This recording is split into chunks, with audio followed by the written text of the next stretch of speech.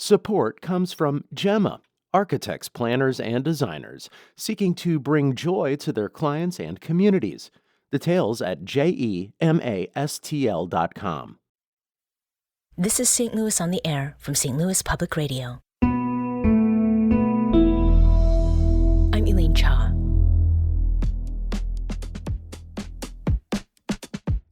Construction workers have nearly twice the rate of substance abuse as the national average, and the rate of suicide for men working in construction is about 4 times higher than that of the general population. In 2023, a St. Louis-based peer support system and hotline was launched to lower these statistics.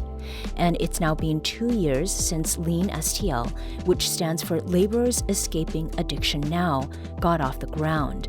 And in that time, it has fielded thousands of calls from St. Louis laborers, helping them connect with resources and breaking down the stigma of talking about addiction and mental health. Don Willey is a trustee for the Laborers' Health and Welfare Trust Fund. After a 38 career with the union, much of it spent as a construction worker, he retired. But he became a major driver of creating LEAN-STL in retirement because of what he saw happening with and to laborers. You can't shake a stick and not hit somebody that hasn't been affected by this crisis of mental health and addiction in this country. Mm-hmm. It's the exception not for somebody not to know somebody in their family or acquaintances that are not dealing with these issues. And specifically with those who are in the construction Absolutely. Industry, all of the funerals that you had to attend and... As a business manager, that's one thing we did at our local is we make an effort to attend funerals of all our members and retirees. And there were too many funerals that I went to for suicides, too many for overdose, and I'm in retirees meetings. And even back then, we have members that are grandparents that are raising their grandchildren. Willie was also motivated by a deeply personal and painful loss. 15 years prior to 2016, I was dealing with my only son, Matthew, who had a heroin addiction. And myself and his mother had to take him off life support after a week in the ICU. And that was March 29, 2016. Mm-hmm. And so part of this issue as a loved one dealing with someone in substance use is called presenteeism. Okay. So there were days in that 15 years that I was on the job, but I wasn't there 100% of the time. Sure. There were days I was there 50% of the time. And for a construction worker, a tradesperson, or even a union official, as I was both, that's dangerous. Sure. That's dangerous for their coworkers. That's dangerous for the company, everybody involved. But I will admit to you, as a loved one dealing with a substance use, when Matthew passed, in a lot of ways it was a relief because I got off that train of waiting for that call every day that I recognized his heroin addiction. There was a relief of not just living in that fear. And when I poked my head up and looked around what was going on with substance use in the St. Louis market, a lot of things need to change. Yeah. And so that was part of your realization. I mean, all the years of work that you had done, both as a construction worker and on the business side, and then what had happened with your son. Was there something in particular, though, that made you realize that there was a need specifically for a peer support group in St. Louis? Well, it evolved with education, doing talks to various association groups, safety meetings, things like that. And then my son Matthew was in a St. Louis recovery house on Humphrey Street. Mm-hmm. It was their intake house. And this is a recovery house set up with peer support. These are guys in recovery, taking people in, they're feeding them, housing them, doing a program, a 12-step program or other programs, making sure they get their visits to the doctor, the visits to the psychologist, whatever they need. They're there. That recovery house is there to support them. Mm-hmm.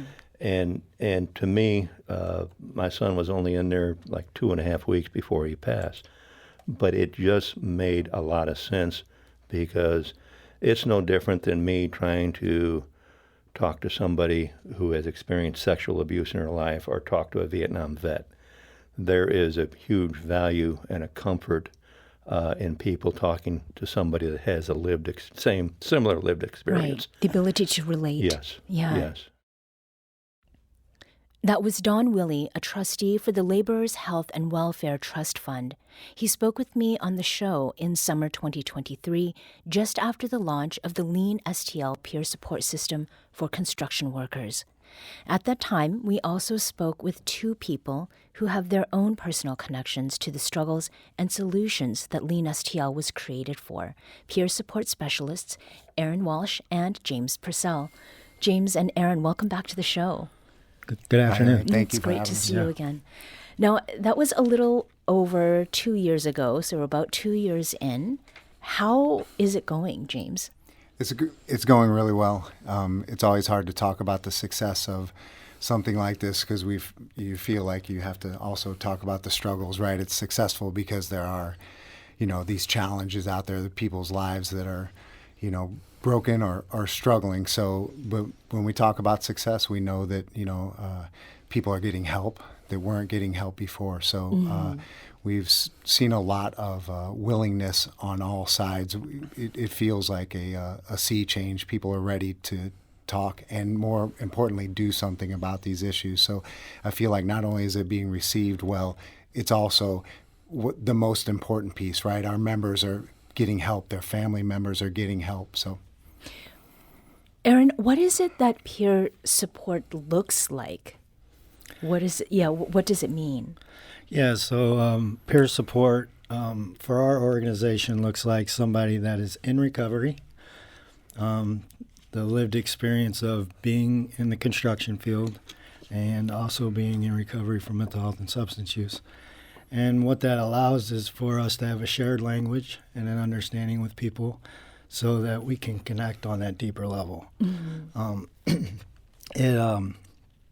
It really allows James and I to be vulnerable in front of guys to change the narrative, right? And that's our most important thing, is changing the narrative and breaking down some of that stigma, because we're up against a lot. We have personal stigma, occupational stigma, social stigma, and we're hoping to break through some of that occupational, right? And through the vulnerability, helping people feel okay coming forward. Mm-hmm. Now, neither of you is a mental health professional. Your role is to connect with folks on sort of the similar level, right? But often before they're seeking professional help, they're coming to talk with you about what is going on. Is there something that you're able to provide, Aaron, to people who are going through addiction that sometimes is missing, before they get to an addiction recovery group, for example? Sure, yeah. A lot of the resources, right, are up here, and what we do with the informal thing is really kind of bring it down to ground level and give people an understanding of what they're walking in through, what that looks like. And that's a big part of our job, is to make sure we understand the resources that we're giving to people so that we can walk them through those steps before they show up. So would you say, James, that it's kind of an orientation of sorts, stepping into something that's more group-oriented or individual and like professional?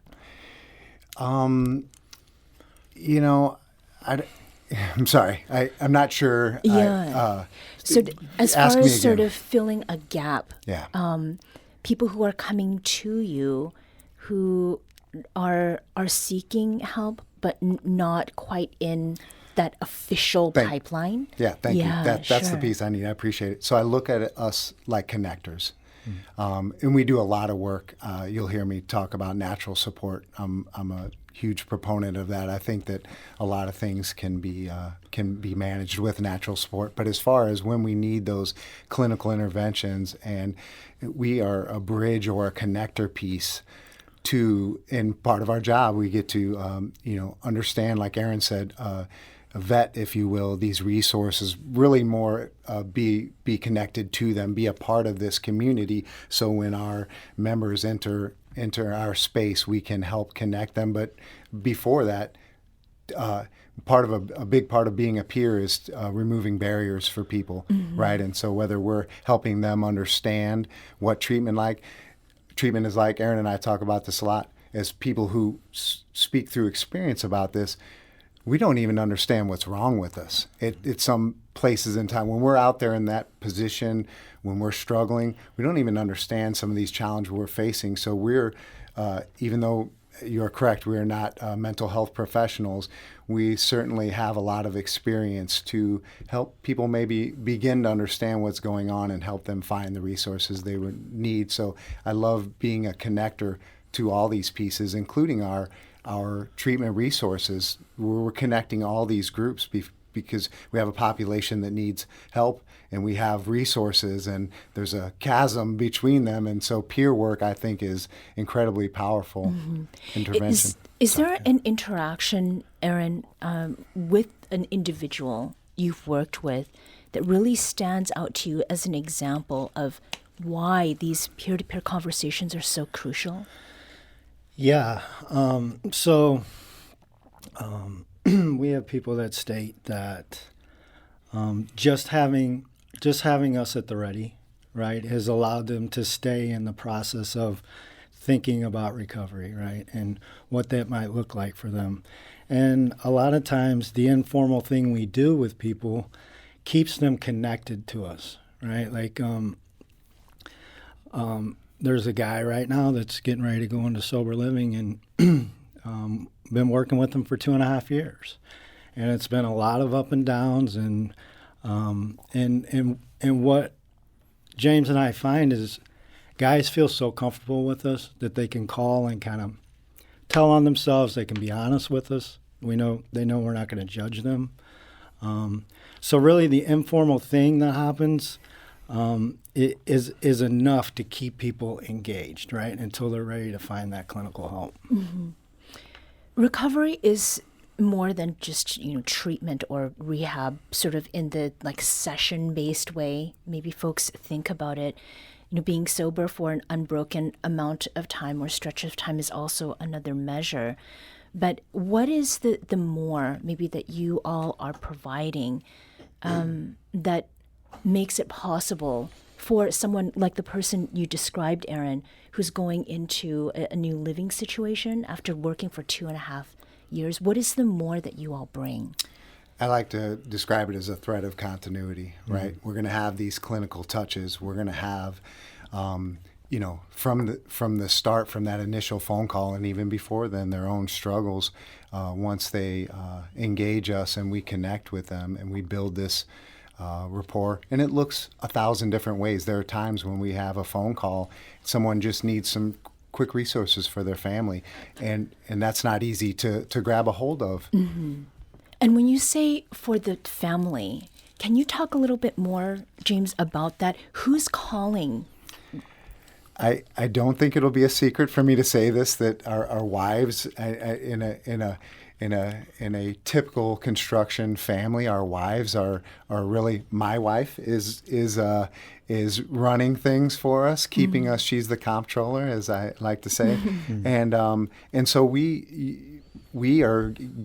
I would say half of the calls, Aaron. We throw numbers out, but many times the wives are calling, and that we can zoom out and talk about that, right? Because when somebody's struggling, we can't isolate the person or the struggle from the family, correct? So the wife may not be just calling because husband needs help. Wife also needs help. Child needs help. Family needs help. There's a lot that happens in recovery. As you mentioned, it's when we open this thing up, it's bigger than that. But we have the members calling too, and it happens again in 10,000 ways. We could be at one of our union meetings, and people just knowing we're there and that we're on their side, to see them walk up.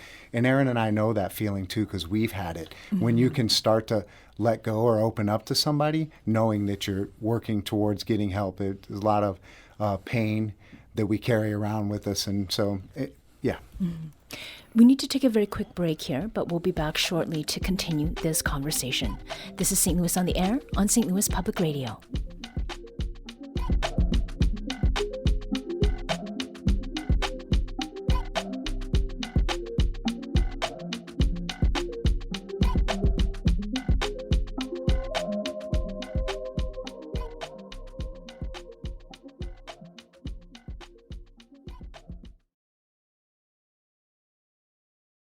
Welcome back. Let's return to our conversation with James Pursell and Aaron Walsh. They're labor recovery specialists with LEAN-STL, which is a support system that is marked by peer support, and this is for laborers, particularly in construction.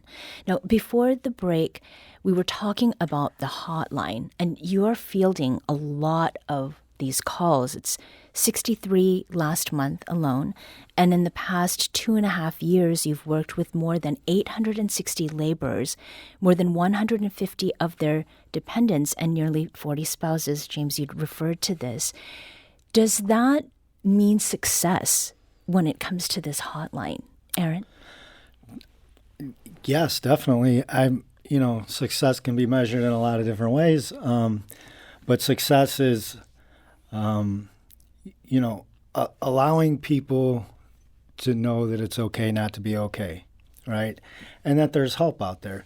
Because a lot of our population doesn't even understand that there's help, right? Or that there's an MAP or certain benefits that can come with that when they do look for help. And so us being out in front of them and explaining what's offered and like I said, us being vulnerable with people to open them up to be able to receive some of that information. Mm-hmm. How much of the stigma has changed, has decreased over the last 2.5 years? I mean, do you feel that you have observed some of that, Aaron or James? I sure think we have. Yeah, for sure. Mm-hmm. I mentioned sea change earlier. It's time. Yeah. And whether it's some of the old guard stepping down, but even they are really supportive of this, and you're seeing. So now you have management that looks a little more like my age, middle age, and then you have younger.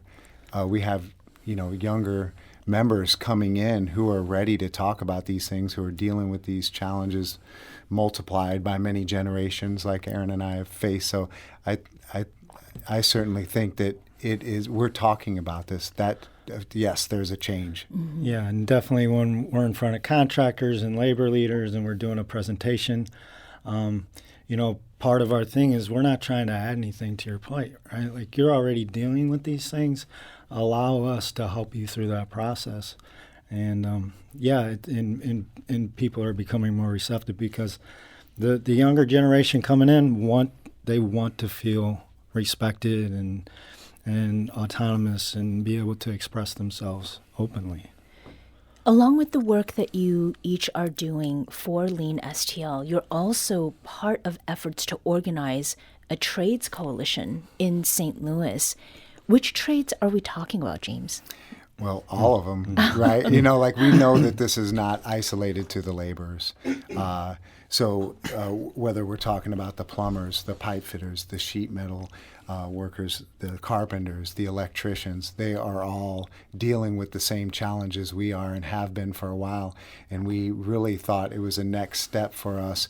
We actually, last fall, were approached by the elevator constructors, if you didn't know they were a union. Oh, I did not know that. Okay. So, and they had heard us speak because we're out daily doing this thing, having this conversations, breaking down stigma. We're when you see the numbers, and you talked about them earlier about the suicides, that someone wouldn't imagine that we have something in construction called the Fatal Four.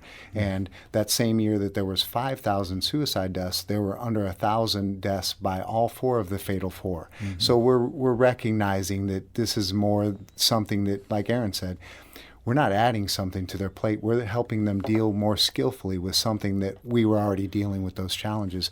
So what the elevator constructors approached us, we, after several meetings with our organization, we helped them start their own peer program. And with the help from them, we decided to start working on a coalition amongst the trades of any invested stakeholders in any organization that is already dealing with these issues, wants to bring these issues to the table, so we can do them collectively. We know the power of the strength of our unions individually, and we can support each other. Build training platforms, so we have uniform training for things like mental health, first aid, suicide prevention.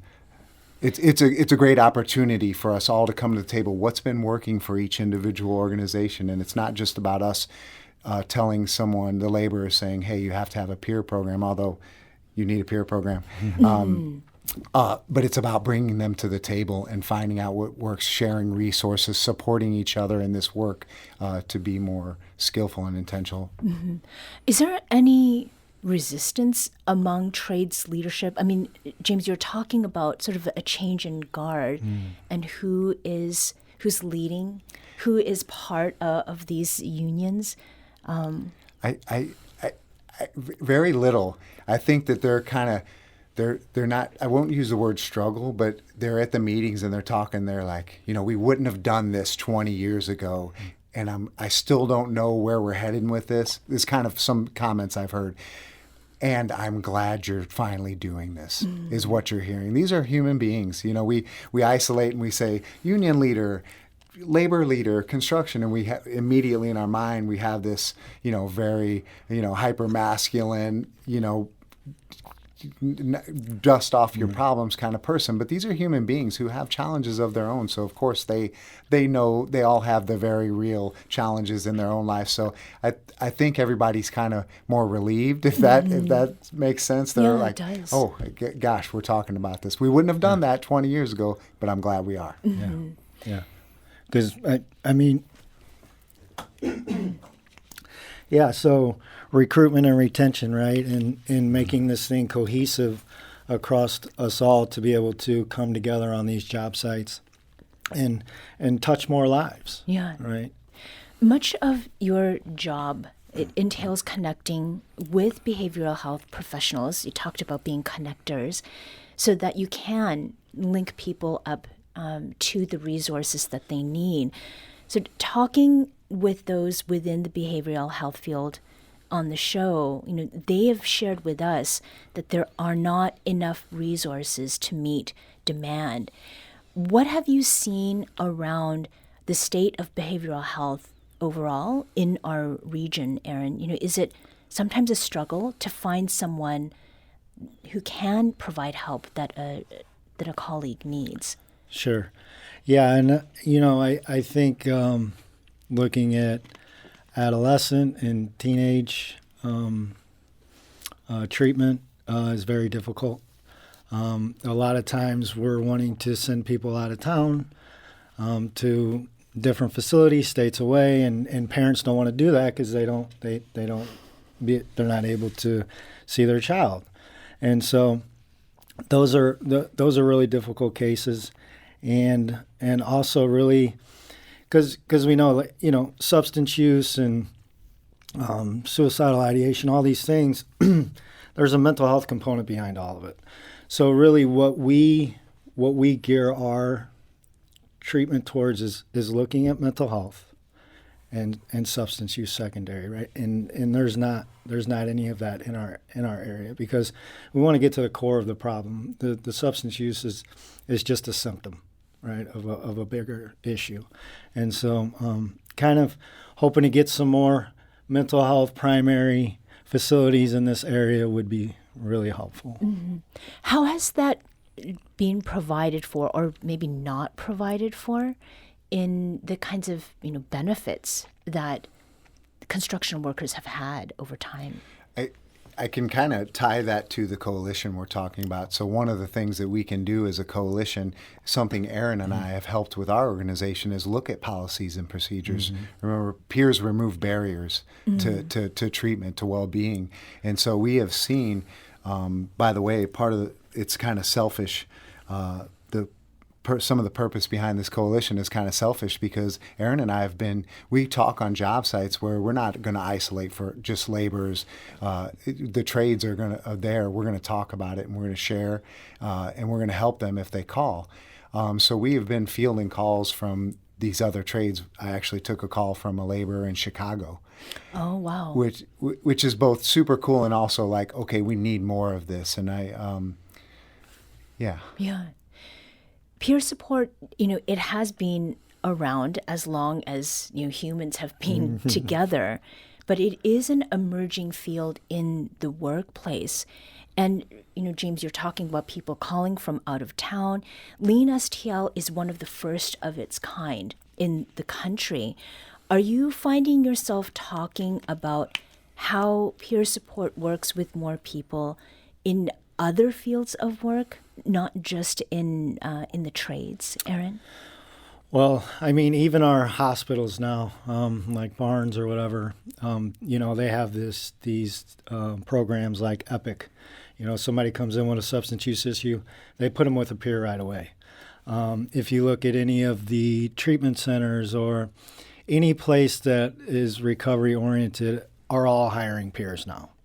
And because they know that that lived experience of somebody saying, hey, look, I've been there, I've done that, treatment works, this is how it looked for me, and I'm here to support you all the way through that, right? And so peer work is that connector to the whole thing, right? And so peer work, all in all, is spreading throughout, a lot of different areas. And I think for the construction industry, though, it's really pioneering, right? Because we are a rough and tumble bunch that needs to know that, hey, we struggle with things, and we all do, and it's time for us to take a look at some of that stuff.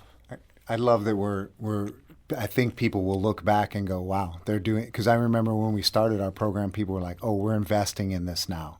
Because typically peers worked in health centers or treatment centers, and they were kind of, when private industry is saying we're going to have peers and seeing the success of it, I don't know if we told you this, the laborers, LIUNA, Laborers International, North America and Canada, one of the biggest labor unions, has studied our program. It is now scaling out lean throughout LIUNA. I think that's pretty powerful. It says this is what we need. And I talked about, we have a population that needs it, and we even have resources. You asked Aaron about resources. We are lucky in the sense that we get to lead the way. We are insured, and hopefully that can bleed out into society in other ways. Topic for another day. Right. But here's this chasm of care that peers get to be a part of. I love that. How is this momentum helping you in your individual journeys of recovery? Yeah. Aaron? It has really opened my eyes to different modalities and how to really help people in a harm reduction model, because honestly, everybody's not ready to just stop. A lot of our conversations is about, okay, how much are you drinking?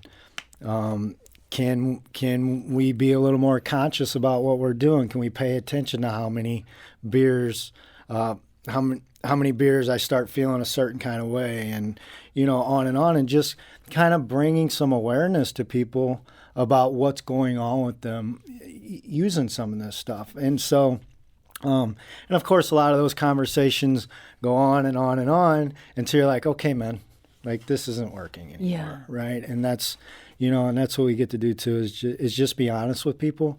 And a lot of times they don't want to hear that, right? But we will get a phone call back that goes, man, I'm really glad you told me that 6 months ago. Like, what do you do now? What are my options? You know. And how has it helped you personally, Gene? I love it. It's been an incredible journey and also challenging, right? We were at a really great place in our recovery and working, and to step into this field, you had to learn some of the professional aspects. And self-care is not just an app on your phone. It really is something that if you don't live and breathe, we have to walk the walk. Yeah. And people understand how you're doing. Yeah. They can tell how you're feeling, and if you're beat up and you're not taking care of yourself, they know. People know. So it has been an incredible opportunity to grow professionally and personally, because we really, Aaron and I both, we vibe really good, and so I think a lot of our learning has come from each other too, right? Like. It's been a really neat experience. We almost have to come back down to, back to a place where we can speak to the laborers, because Aaron and I are typically discussing, Buddhism and, how to move forward in our lives. So sometimes we have to remember where our members are at and meet them there, which is pretty easy for us to get back and to. I'll tell you, like Dr. John Gall, which has been a huge advocate for us and has set up our training schedule, and that training that he has set up for us is really, because I came in with the idea, you got to stop and that's it, right? And so going through these trainings has really opened me up to my own opinions and biases in different ways that I view recovery, right? And that's part of my talk. Like when I tell people, like, if you have your ideas or your opinions about these matters, just take a half hour and research some things, read some things, and just understand what you're talking about a little more, right? And education has, like, all these things have fed back into us to keep going on our path of well-being, our journey, our recovery. And our last question for each of you in 30 seconds: what is the one thing that would really kick up what you're doing? What would be the thing that would take you all to the next level that you're just right there? James? I think it's happening. So, like, it's already in front of us. I think what came to my mind when you asked me is, so outreach can be our members work for multiple employers, and so outreach, and we just recently engaged a communications organization to help us do social media and reach people where they are, because Aaron and I can't be everywhere. But all the things that we would have on a wish list are happening, and so... That's my answer. It's happening. It's great to hear. Yeah. No, definitely outreach and reaching more people through social media and through the web. And also, like, exposure like this, right? I'm grateful for the exposure today and helping us to really change the narrative behind these things, because they're normal issues, right? And we just need to support one another. Aaron Walsh and James Pursell are laborers recovery specialists with LEAN-STL, a peer support system created to support laborers who are disproportionately at risk of substance abuse problems and suicide. Thank you each for coming back today and giving us this update. Thank you. My pleasure.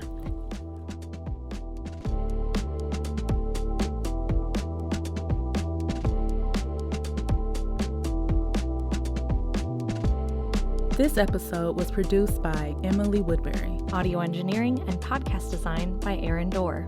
Our executive producer is Alex Hoyer. St. Louis on the Air is a production of St. Louis Public Radio. Understanding starts here. Do you find yourself regularly listening to episodes of St. Louis on the Air? Suggest us to a friend you think might enjoy our conversations. And leave us a review and rating on Apple Podcasts on the App Store. It's the simplest way to help people discover our show. Thanks. St. Louis Public Radio is a member-supported service of the University of Missouri St. Louis.